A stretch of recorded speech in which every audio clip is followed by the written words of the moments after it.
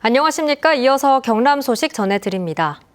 이재명 정부에서 사실상 인수위 역할을 하는 국정기획위원회에 경남 인사들이 보이지 않습니다. 여당인 민주당 새 원내대표단도 마찬가지인데요. 표류하는 지역 현안 사업이 또 뒷순위로 밀리는 것은 아닌지 정치력 부재에 우려를 낳고 있습니다. 보도에 손원혁 기자입니다. 이재명 정부의 국정과제를 수립하는 국정기획위원회. 위원은 55명으로 현직 국회의원 위주인데 경남을 거점으로 한 인사는 전무합니다. 100명인 국정기획위 자문집단에 갈상돈 진주시갑 지역위원장이 유일합니다.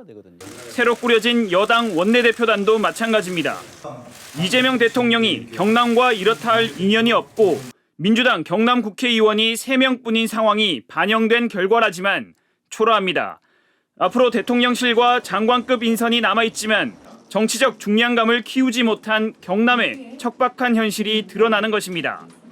새 정부에 경남의 현안을 전달해 관찰하고 또 정치력으로 돌파구를 마련할 때 상대적으로 불리한 요소입니다. 경남 지역은 전국 차원에서 볼 때 소외받는 곳이고 그런 거를 좀 잘 배려를 하는 게 국정 운영에서도 큰 도움이 될 뿐만 아니라 부산과 울산도 비슷한 상황입니다. 부울경 인구 800만 명의 여당 국회의원은 단 6명, 김정호 국회의원은 새 정부가 책임 있게 부울경 공약을 실현할 것이라며 부울경 의원들이 각계약진 대신 공동대응을 위한 만남을 자주 할 예정이라고 밝혔습니다.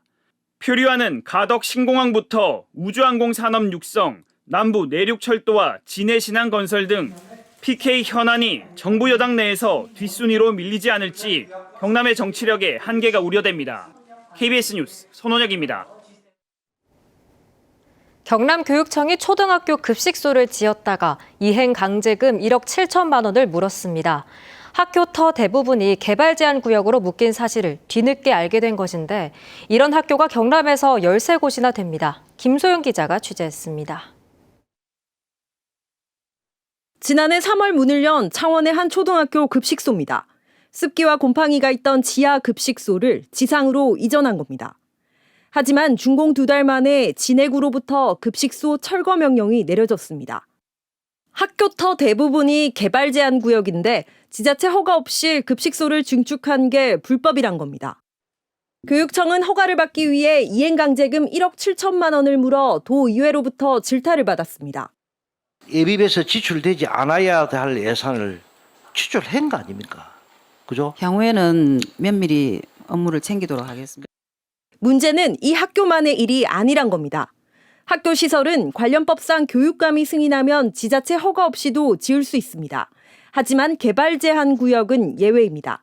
학교 시설도 지자체장의 허가를 받아야 합니다. 이걸 몰라서 지난 2017년 경기도에서는 개발 제한 구역 안에 들어선 학교 2곳이 시설 철거 명령과 함께 이행강제금 처분을 받았습니다. 경남교육청은 개발 제한 구역 안 학교 시설은 건축허가 특례를 주도록 법 개정을 건의했습니다. 학교는 이미 개발 제한 구역 안에 들어와 있습니다. 그래서 추가적인 자연 환경을 훼손하는 부분이 전혀 없고 또한 법령을 개정함으로써 개발 제한 구역 안 학교는 경남 13곳을 포함해 전국 48곳.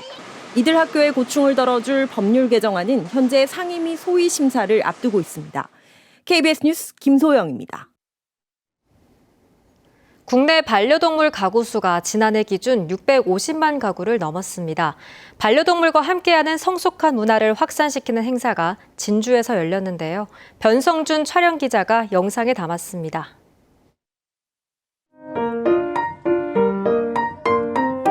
한 3년 전에 엄청 누더기 견으로 구조가 돼가지고 제가 입양하게 됐어요.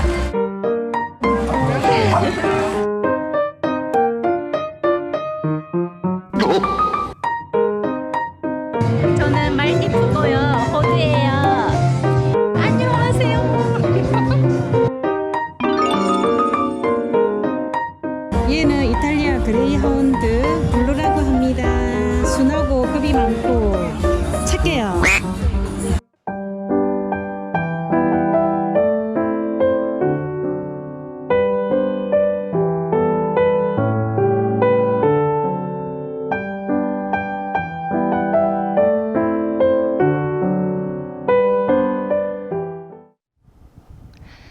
한 주가 시작되는 오늘 내륙 곳곳에 짙은 안개가 끼면서 출근길 시야가 답답한 곳이 많습니다.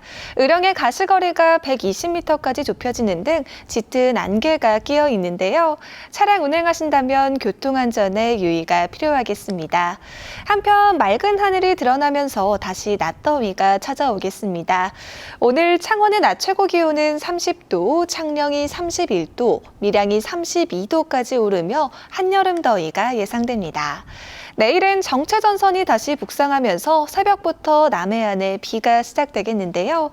비는 오전 중 대부분 지역으로 확대되겠고 수요일 오전까지 이어지겠습니다. 예상되는 강수량은 20에서 60mm 정도로 곳에 따라 돌풍과 벼락이 치는 곳이 있겠습니다. 현재 기온 창원이 20도, 김해가 17도로 어제 같은 시각과 비슷하고요. 한낮에는 창원이 30도, 밀양이 32도까지 오르며 예년보다 1에서 4도가량 높겠습니다. 서부 지역도 진주가 17도, 거창과 산청이 16도를 가리키고 있고요. 한낮에는 하동이 30도, 합천 31도 예상됩니다. 바다의 물결은 남해 동부 먼바다에서 최고 2m로 일겠습니다. 모레 비가 그치고 난 뒤 당분간 구름만 지나면서 낮더위가 이어지겠습니다. 날씨였습니다. 경상남도가 최근 프랑스 파리의 한 호텔에서 현지 50여 개 기업 관계자 100여 명이 참석한 가운데 투자 유치 설명회를 열었습니다. 이번 설명회에는 프랑스 소재 글로벌 기업 AXA 그룹과 로레알, 에어리퀴드 그룹 등이 참여했으며 특히 산업용 장비 제조기업 피브스 그룹은 경남의 우주항공, 방산기업 등을 대상으로 1,000만 달러 규모의 시설 투자를 추진하기로 했습니다. 경남과 부산의 행정통합과 관련한 의견을 듣는 주민토론회가 다음 달 경남과 부산 8개 권역에서 차례로 열립니다. 경남은 다음 달 2일 양산을 시작으로 진주와 통영, 창원 등 4개 권역에서 행정통합 찬반 의견과 통합 이후 경남의 발전 방향 등을 주제로 토론이 열릴 예정이며 현장 질의응답과 설문조사도 이어집니다. 창원 세무서가 성산구 중앙동 임시청사를 떠나 용호동 새청사에서 오늘부터 업무를 시작합니다. 창원 세무서 새청사 건립공사는 지난 2023년 7월에 시작해 이달 마무리됐으며 지하 1층, 지상 6층 규모로 주차장과 구내식당 등의 편의시설을 갖췄습니다. 최근 손태화 창원시의회 의장의 잇따른 위원 임명 논란과 관련해 방지 조례안이 상임위에서 가결됐습니다. 서명일 창원시 의원이 대표로 발의한 개정안은 의회가 시위원회 위원과 의회 윤리위원을 추천할 때 의장이 운영위원장과 협의하도록 명시하고 있습니다. 손태화 의장은 지난 2월 의회 윤리위원회 국민의힘 당적의 전 도의원을 선임하고 최근 내란을 옹호한 시의원 2명을 민주주의 전당 운영위원회 추천해 논란을 일으키고 있습니다. 창원지법이 동거녀의 옛 내연남인 유부남에게 외도 사실을 알리겠다고 협박해 거액의 돈을 뜯어낸 40대 남성에게 징역 5년을 선고했습니다.